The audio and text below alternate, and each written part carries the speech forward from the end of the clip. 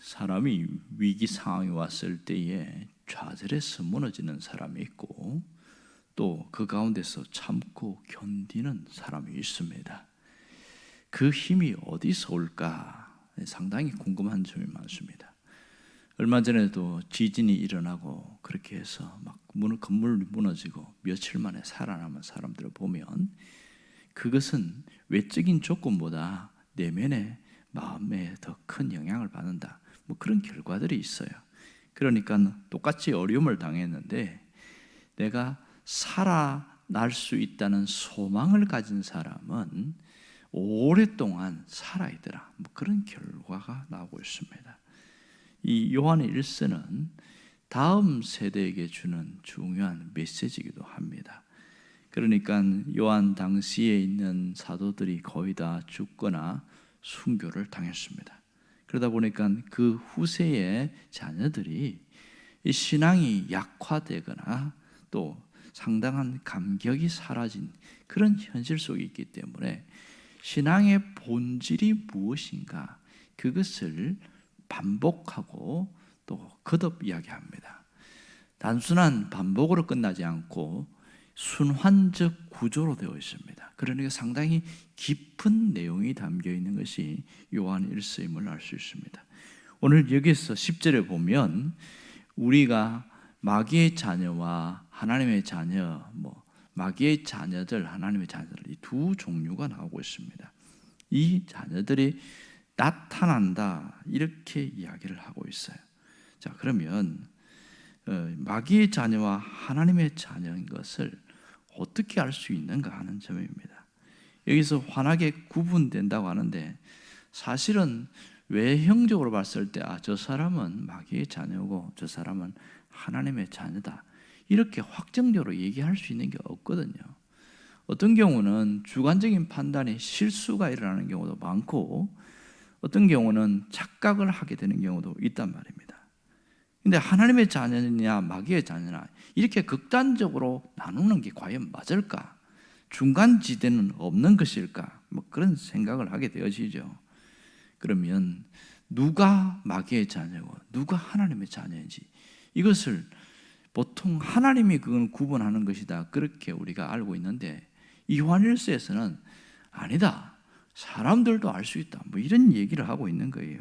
그러니 어떤 면에서는 조금 답답하기도 하고 난 잘 모르겠는데 그렇게 되기도 하고 그러면 나는 어떤 존재인가 이런 데서 상당한 불편함이 있습니다. 특별히 그 구분이 예수를 믿느냐 안 믿느냐 그러면 속 시원하거든요. 그런데 여기에서는 그 얘기를 하지 않고 사랑하고 있느냐 아니냐 그 얘기를 하고 있습니다. 특별히 10절에 보면 불편한 느낌들이 주고 있는 것이 있는데 그 뭐냐면 형제를 사랑하지 아니하는 자는 하나님께 속하지 않았다. 그 위에도 뭐라고 그러냐면 의를 행하지 않는 자나 형제를 사랑하지 않는 자는 하나님께 속하지 않았다. 이미 신분과 소속이 다르다. 이런 얘기를 하고 있어요. 그러니 이것을 잘못 들으면 상당히 불편하게 들릴 수 있다는 것이죠. 그럼 나는 악마의 자식이라는 그런 뜻인가? 이렇게 받아들일 수 있는 겁니다. 단순히 사랑하지 않았다는 것 때문에 내가 마귀의 자식인가 이런 생각이 드니까 이 성경이 제대로 들려질 리가 없는 것이죠. 자, 여기서 자녀라고 하는 단어를 보면 이 헬라어 단어는 1차적으로는 바로 혈족 관계에서 자녀도 표현되지만 이 단어의 뜻은 교사와 제자 그리고 리더를 따르는 자 이런 것이 자녀다 이렇게 표현하고 있습니다. 그러니까 영적인 신분도 있고 이런 따르는 사람을 말하기도 하고 그 다음에 드러난다 이 말은 감추어진 것이 밖으로 나타난다 이런 뜻을 갖고 있습니다. 그러면 어떤 점에서 하나님의 자녀와 이 악마의 자녀가 환하게 구분되냐는 거예요. 그 기준이 무엇인가 하는 점입니다. 11절에 보면 해답이 나오고 있는데 뭐라고 얘기하냐면 우리가 서로 사랑할지니 사랑이 기준이다 이 얘기를 하고 있습니다.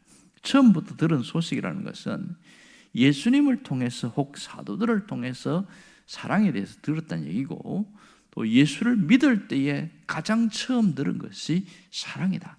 그 얘기를 말하고 있는 거죠. 자, 사도 요한은 단호하게 하나님의 자녀들은 서로 사랑한다, 이 얘기를 하고 있어요. 그러니까 10절 하반절에 말씀드린 것처럼 그것이 뭐냐면 하나님의 자녀를 판단하는 기준이 의를 행하는 삶과 형제를 사랑하는 삶으로 이것으로 제시하고 있습니다. 그런데 여기서 의와 사랑은 하나님의 성품이라는 것을 알아야 합니다. 하나님의 자녀는 하나님 안에 거하기 때문에 그 속에 하나님이 주시는 의로움이 있고 하나님의 사랑이 부음받기 때문에 그것이 삶을 통해서 나타나고 있다, 그 얘기를 하고 있는 것이죠. 반면에 마귀에게 소속된 자들은 처음부터 소속이 다르기 때문에 하나님의 성품이 그 속에 있을 수가 없다, 그 얘기를 하고 있는 거예요. 그러니 그들이 하는 모든 것은 불법과 불이다, 이 원론적인 얘기를 하고 있는 겁니다. 단순히 인간적인 사랑을 좀 베풀고 그런 수준의 얘기가 아니라는 것을 알아야 됩니다. 그래서 그 기준이 하나님의 성품이 그 속에 있어서 흘러나오느냐 아니냐, 이렇게 따졌다 보면 알 수 있겠지요. 자, 여기서 가장 중요하게 여기는 게 뭔지를 봐야 됩니다. 우리는 성경 읽다 보면 내 마음에 걸리는 것이 가장 크게 와닿는 거예요. 서로 사랑하라 그랬으니까 사랑에 탁 꽂혀버리는 거예요. 여기서 요한이 강조하고 싶은 것은 그것은 밖으로 드러나는 기준점이고 실제 중요한 게 뭐냐? 정체성이다, 이 얘기하는 겁니다. 이게 오늘 우리에게 주는 교훈이거든요. 그러니까 우리에게 가장 중요한 것은 내가 누구인가 하는 정체성을 잊지 않아야 된다, 그 얘기를 하고 있는 겁니다. 그러니까 내가 누구인지를 정확하게 인지하고 살아가면 어떤 삶을 결정할 때 어떤 태도, 이것이 확 달라진다는 거예요. 그러니 하나님의 자녀는 그리스도에게 속한 자라는 정체성을 갖고 살아가는 자다, 그 얘기가 여기 있는 포인트입니다. 사랑을 하느냐 마느냐, 그것은 두 번째 이야기인 것을 알아야 됩니다. 그러니 그리스도인은 이렇게 자신의 정체성을 날마다 확인하는 사람은 의의 길, 의로운 길로 걸어가더라, 그 얘기를 하고 있습니다. 왜냐하면 하나님이 의로우신 분이기 때문에 그분과 동행하는 삶을 살다 보면 자기도 모르게 의로운 길로 가고 있더라는 거예요. 그러니 여기서 가장 중요한 것은 우리는 하나님의 사랑받는 자녀라는 정체성을 늘 인지하고 확신하면서 살아가는 것, 이것이 중요하다, 그 얘기를 하고 있습니다. 그래야 우리의 삶이 풍요로울 수 있다, 이렇게 말합니다. 우리가 살아가면서 내가 누구인가 아는 것은 굉장히 중요한 부분이기도 합니다. 그래서 자신의 정체성을 늘 알고 살아가는 것이 얼마나 중요한지 설교를 준비하다 보니까 이런 자료가 있더라고요. 미국 스탠포드 대학에 제임스 마츠라는 교수가 있는데 이분은 사람의 어떤 의사결정 구조 이런 데에서 연구를 하고 논문을 쓰고 그런 박사가 된 분인데요. 제임스 마츠가 가만히 보니까 사람들이 어떤 중요한 결정을 할 때에 두 종류더라는 거예요. 자신이 무엇을 중요하게 여기느냐에 따라서 거기에 대해서 선택하고 결정하더라, 그 얘기를 합니다. 하나는 결과를 중요시하는 결정이 있더라는 거예요. 이 결과를 중요시한다는 것은 내게 어떤 이익이 있는가, 나에게 어떤 도움이 되는가, 그것을 먼저 생각하고 하는 결정이라는 겁니다. 이것은 어떤 짧은 시간에 어떤 뭔가 효과가 나타나고 단기적 의사결정, 그분은 그렇게 표현했어요. 또 하나는 정체성을 중시하는 유형이 있다는 거예요. 나는 어떤 사람인가, 또 나는 어떤 사람이기에 내가 이러한 결정을 내려야 되는가, 그걸 생각하고 판단하면서 일을 하는 사람, 이것을 장기적 의사결정에 영향을 준다, 그렇게 얘기를 하고 있어요. 그렇게 장기적, 단기적, 헷갈리더라고요. 그렇지만은 중요한 것은 사람이 변하는 것은 그분의 어떤 그 논지는 그런 거예요. 사람의 변화는 장기적 의사 결정에 있다. 이 얘기를 하고 있는 거예요. 결국은 그분의 어떤 핵심은 사람이 변하지 않는 것은 정체성이 변하지 않기 때문에 삶이 안 달라진다. 일반적인 얘기를 하고 있는 거죠. 그러니까 지식으로 사람이 달라지는 데는 한계가 있다는 겁니다. 옳고 그름을 아는 지식은 사람을 변화시키지 못한다. 이것이 논지입니다. 자, 여러분, 우리가 어떤 존재인가를 알고 가는 것이 당연한 것처럼 보이지만 실제 살아가면서는 그것을 잊어버리고 살아갈 때가 많은 겁니다. 그러므로 내가 누구인가 하는 것은, 이 질문은 철학자들의 전유물이 아니라 그리스도인들이 살아가면서 늘 스스로에게 물어보고 그렇게 자기 자신을 확정하는 것이 중요하다, 그렇게 이야기합니다. 사도 바울도 고린도서 13장에 보면 우리가 믿음 위에 있고 믿음의 사람인가 스스로 확정해보라, 그 얘기를 하고 있거든요. 그러니 그 말씀을 빗대어 보면 내가 누구인가를 아는 것이 대단히 중요한 것이죠. 자, 가장 중요한 것은 내가 하나님의 자녀가 되었다는 확신과 인식 속에서 살아가는 것이 중요하다, 그 얘기를 하는 겁니다. 나는 하나님의 큰 사랑을 받은 그런 자녀야. 그렇게 인식하는 사람은 사랑받음에 대한 감격이 있고 삶에 대해서 올바른 판단을 할 수 있더라, 그 얘기를 하는 겁니다. 자, 이런 사람들은 어떻게 살아갈까요? 사랑하며 살아가더라, 그 얘기를 하고 있는 겁니다. 그래서 11절에 보면 서로 사랑할지니, 그랬어요. 서로 사랑할지니. 이것은 하나님에게서 온 그 사랑으로 내가 세상을 살아가는 것을 말합니다. 그래서 이 서로 사랑할지니, 이 말씀을 읽고 참 좋은 말씀이다 그러면서 사랑을 하는데, 그 사랑이 뭐냐 봤더니 내가 좋아하는 사람을 사랑하고 내가 싫어하는 사람은 그냥 이건 아니야 하고 선을 긋고 그런 분이 있더라는 겁니다. 이걸 어떤 분은 뭐라고 그러냐면 일반적인 사랑, 이렇게 말합니다. 일반적인 사랑에도 두 가지 이론이 있더라고요. 하나는 거울 이론입니다. 내가 저 사람 볼 때 좋게 느껴지면 느낌대로 그냥 내가 호의를 베풀고 사랑을 베풀고 선행과 자비를 베풀고, 이게 느낌에 따라서 하는 것을 거울 이론, 이렇게 말합니다. 주로 남자보다는 여자에게 많이 나타난다, 그 얘기합니다. 또 하나는 메아리 이론입니다. 그러니까 나쁜 놈 하면 들려올 때도 나쁜 놈으로 들려오고, 좋은 사람 그러면 들려올 때도 좋은 사람, 이게 메아리 이론인 겁니다. 그러니까 들려오는 것에 따라서 제가 이성적인 결정을 하는 그런 건데, 주로 남자들한테 잘 나타나는 그런 흐름입니다. 결국 일반적 사랑은 좋은 사람한테는 한없이 사랑을 베풀고 싫은 사람은 단절해버리는 것, 그런 표현을 하고 있는 거죠. 자, 그런데 예수님이 하신 말씀 보면 산상수훈에서 마태복음 5장 46절에 이런 얘기를 하고 있어요. 너희가 너희를 사랑하는 자를 사랑하면 무슨 상이 있으리요? 세리도 이같이 하느니라, 이렇게 써놨습니다. 그러니까 그 당시 바리새인들이 너희들이 경멸히 여기는 세리도 자기가 좋은 사람은 사랑한다, 이런 얘기를 하는 거예요. 세리는 정말 이 사람은 지옥 갈 사람, 그렇게 여기는 사람들도 그렇게 하는데 그것은 하나님 앞에 상 받을 모양은 아니다, 그렇게 얘기합니다. 그렇다면 여기서 말하는 사랑이 뭐냐는 거예요.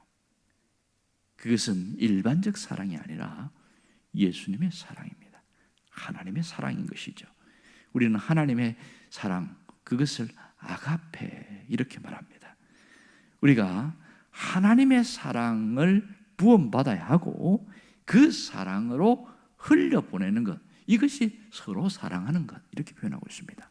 만일 하나님의 사랑을 이렇게 흘려보내지 않는다면, 하나님의 사랑을 갖지 않고 살아간다면 어떻게 되느냐? 그것은 오늘 성경이 뭐라고 하냐면 가인과 같이 살아간다, 이렇게 말합니다. 가인처럼 하지 말라, 이렇게 얘기하고 있거든요. 분명히 신부는 하나님의 자녀인데 가인처럼 행동한다는 겁니다. 12절을 보면 가인과 같이 하지 말라. 그는 악한 자에게 속하였다. 그래서 아우를 죽였다. 이 얘기하고 있습니다. 여러분, 가인이 동생을 죽인 표면적인 이유는 제사 때문입니다. 하지만 그것은 외적으로 나타나는 것이고 진짜 이유는 강한 질투심 때문에 그렇습니다. 강한 질투심. 그런데 어떤 분이 이런 얘기를 하는 거예요. 가인이 아벨을 왜 죽인지 아십니까? 그러면서 뭐라고 했냐면 가인은 아벨을 비인격적으로 대했기 때문에 죽였다. 이런 얘기를 하는 거예요. 그래서 이분이 뭐라고 그러냐면 이 요한일서 전반에 드러나는 신앙적 사상은 뭐냐면 형제나 이웃이나 교인을 비인격적으로 대하는 것이 가인처럼 행하는 거다. 이렇게 표현했어요. 상당히 일리가 있는 말이었습니다. 우리는 하나님에 대해서, 사람에 대해서 당연히 그렇게 생각하는데 그렇지 않다는 거예요. 이 가인은 가만히 보면 안색이 확 변한 것은 제사를 드리고 나서 안색이 변했다고 그러는데 그것은 하나님에 대해서도 비인격적으로 대한 거다. 이 얘기를 하는 겁니다. 제가 그걸 보면서 깜짝 놀란 거예요. 왜냐하면 하나님을 비인격적으로 대했다는 것은 하나님이 주인이 아니고 내가 중심이라는 그런 뜻이거든요. 그러니까 내가 제물을 드렸으니까 이걸 받아주셔야지 당연히 이렇게 생각한다는 거예요. 자, 그런데 만일 하나님을 인격적으로 대했다면 어떻게 되었을까? 제물을 드렸는데 하나님이 안 받았단 말이에요. 그러면 이렇게 물어봐야 될 거 아닙니까? 하나님 왜 안 받으십니까? 뭐 제물에 문제가 있습니까? 이렇게 물어보고 자기가 고쳤을 거라는 거예요. 그런데 제물을 안 받는 걸 보고 화가 난 것은 하나님은 단순히 복을 주는 그런 존재, 비인격적인 존재로 됐기 때문에 이런 현상이 생긴 거라. 이 얘기를 하는 거예요. 상당히 일리가 있습니다. 여러분, 이런 원리에서 보면 가인은 동생에 대해서도 하나님에 대해서도 비인격적인 그런 대상으로, 하나님은 종교의 대상, 그냥 내가 복주는 대상, 그런 기복의 신으로 섬겼다. 그렇게 표현할 수 있는 것이죠. 자, 오늘 우리가 이 말씀을 통해서 우리가 마음에 결심해야 될 게 뭐였습니까? 그거는 바로 사랑의 본질을 붙들고 살아가는 삶입니다. 계속 여기서 강조하는 것은 사랑의 본질입니다. 그 사랑의 본질이 뭘까요? 사랑은 무례히 행하지 않는 것입니다. 사랑은 무례히 행하지 않는 것, 다시 말해서 존중하는 것이 사랑입니다. 이 서로 사랑한다는 것은, 하나님의 자녀로 산다는 것은 존중하고 사는 것이죠. 하나님에 대하여 사람에 대해서도 존중하는 거예요. 하나님을 존중하기 때문에 그것이 마음을 다하여 드리는 예배로 나타나는 거예요. 가족과 이웃과 교인들을 존중하기 때문에 마음속에 배려의 마음이 있다는 거예요. 이것이 사랑의 본질이다, 그 얘기를 하고 있습니다. 정말 내가 그런 마음으로 살고 있다면 나는 정말 이 하나님의 사랑, 서로 사랑하는 그 말씀대로 살고 있구나, 스스로에게 인정해주고 스스로에게 위로하는 것이 중요합니다. 내가 잘하고 있다, 이것이 어려운 게 아니거든요. 여러분, 이 사랑의 본질을 잃지 않고 살아가기를 주의 이름으로 축원합니다. 기도하겠습니다. 우리 가운데